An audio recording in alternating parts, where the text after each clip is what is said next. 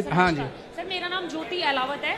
मैं पंजाब यूनिवर्सिटी चंडीगढ़ से पीएचडी कर रही हूँ। मैं हरियाणा के एमएलएज और एमपीज की मेंटल हेल्थ पे काम कर रही हूँ, जो कि पूरे भारतवर्ष की पहली रिसर्च है। तो मेंटल हेल्थ पे जी सर। तो मैं अपने डेटा कलेक्शन के दौरान बहुत सारे एमएलएज और एमपीज से मिली हूँ, हरियाणा के लगभग सबसे ही मिली हूँ। तो कोई कहता है भारत को विश्व गुरु बना देंगे, कोई इंडिया को नंबर 1 बना देंगे।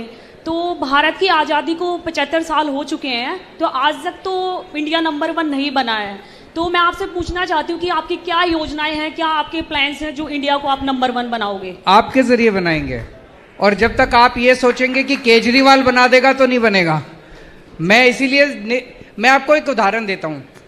अभी 3 दिन पहले एक डॉक्टर भरत हैं बाड़मेर से, उनसे मैंने बात की। वो मेडिकल डॉक्टर हैं, बहुत गरीब परिवार से आते हैं, बहुत रिमोट विलेज में रहते थे।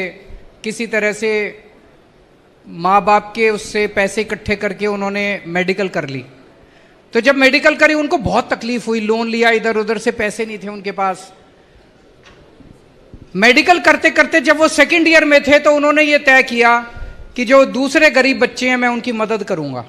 उसके खुद की जेब में पैसे नहीं है, और उसने कहा कि मैं मदद करूंगा। उसने 50-50 ऑर्गेनाइजेशन चालू करी, जिसमें हर साल वो 50 बच्चों को इकट्ठा करता है, गरीब बच्चों को, अनाथ बच्चों को, कई ऐसे बच्चे जिन्होंने पढ़ाई छोड़ दी 11वीं के बाद, ऐसे बिल्कुल गरीब से गरीब बच्चों को इकट्ठा करके कहता है मैं फ्री में उनको ट्यूशन देता हूं। और उसने कहीं से एक बिल्डिंग डोनेशन में ले ली, 2-4 और लोगों से डोनेशन लेके वो 50 बच्चों को वहां पे रेजिडेंशियल रखता है। उनके खाने पीने का सबका खर्चा डोनेशन से करता है। हर साल 50-50 बच्चों को लेता है। 10 साल हुए, लगभग 500 के करीब बच्चे उसने करे होंगे। 65 बच्चों को वो मेडिकल में एडमिट करवा चुका है। उन 65 में से 10 बच्चों को एम्स में, ऑल इंडिया मेडिकल के अंदर उसने एडमिट करवा दिया। जब हमारा सारा देश इकट्ठा हो जाएगा ना, 130 करोड़ लोग, भारत दुनिया का नंबर 1 देश बन जाएगा।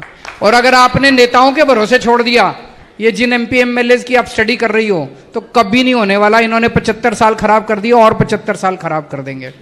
हम अगर एक साथ इकट्ठे हो गए तो इन नेताओं को भी हमारी सुननी पड़ेगी। फिर सारे, जैसे मैं आपको एक उदाहरण देता हूं। भी 3 दिन पहले प्रधानमंत्री जी ने एक अच्छा ऐलान करा।